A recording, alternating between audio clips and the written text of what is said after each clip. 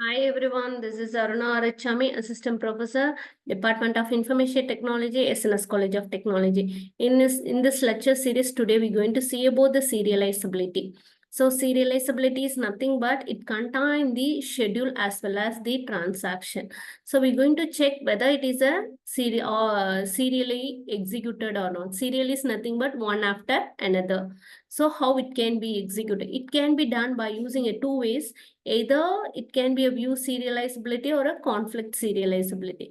If it is a view serializability, definitely we can say it supports the conflict serializability. And also the transaction is nothing but the set of instruction, how it can perform the logical operation in the database. That entire thing only we can call it as a transaction. Here we are executing the concurrent multiple transaction at the same time. In the same time, how the equation and in which operation it to be performed. That and all we going to did it under the multiple transaction. So see this example, this particular example, we can call it as a schedule. Here it will can contain only one transaction and three instruction. So this can be called it as a schedule. So serializability is nothing but the property of the system. It describing how the process operate the shared data. That only we can call it as a serializability. Because why we are using a shared data means by using the shared data only, there is a conflicts occurs because multiple user can request the same data items. In this case only we are checking whether it is a serializability or not, because some transaction it will be unwantedly waited in the queue for a longer amount. This could be avoided. For that only we are checking a serializability. When we can say the system is a serializable means if it is a result of the operation as it is operation were executed in some sequential order, meaning there is no overlap in the execution, means that we can call it as a serializable. Otherwise we can call it as a non-serializable. So these are the two different types of a serializability: conflict serializability and view serializability. Here, this is a non-serial, this is a serial. Why I am saying this thing is the entire transaction can be executed. After that, only it will leave the resource to execute this transaction too. In this case, see it over here. It can be splitted into two parts.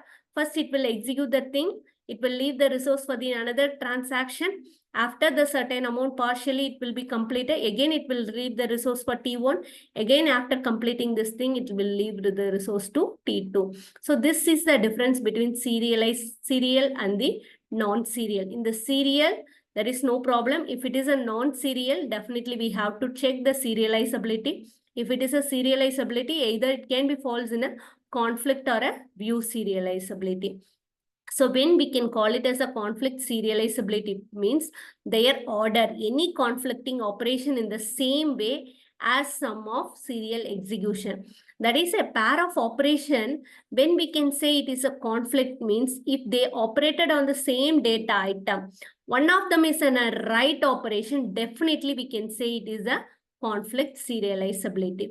So here, if it is a conflict serializable present, so we can able to transform into the serial schedule.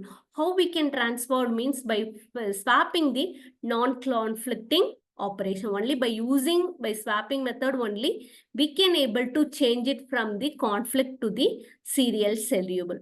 So this is the cases how the non-conflict and conflict can be occur. If it is both can be a read, there is no conflict, read operation. If an instruction can contain any one of the write, definitely a conflict can be occur. Either it may be a rewrite operation, write-read, or a write-write operation.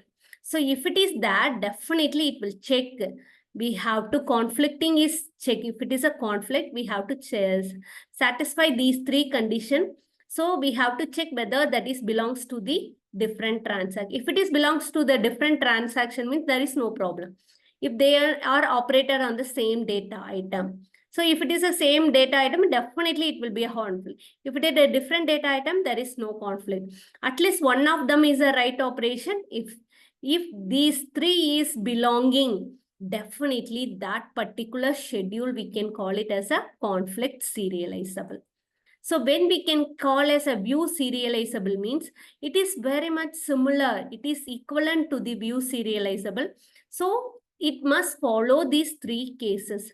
If transaction 1 is reading the initial value of A, and also T2, transaction 2 also read the initial value of A. If transaction 1 is reading the value and writing by T2, the T2 also read the value right by T1. This is a cross. T1 is writing the final value and T2 also having operated on the final value. So if it is this condition is follows, definitely we can say it is a view serializable. So these are the best example for the view serializability and the conflict serializability. So in my next lecture video, I'm going to explain along with the problem how we can able to identify whether it is a view serializability or a conflict serializability. Thank you for watching my video.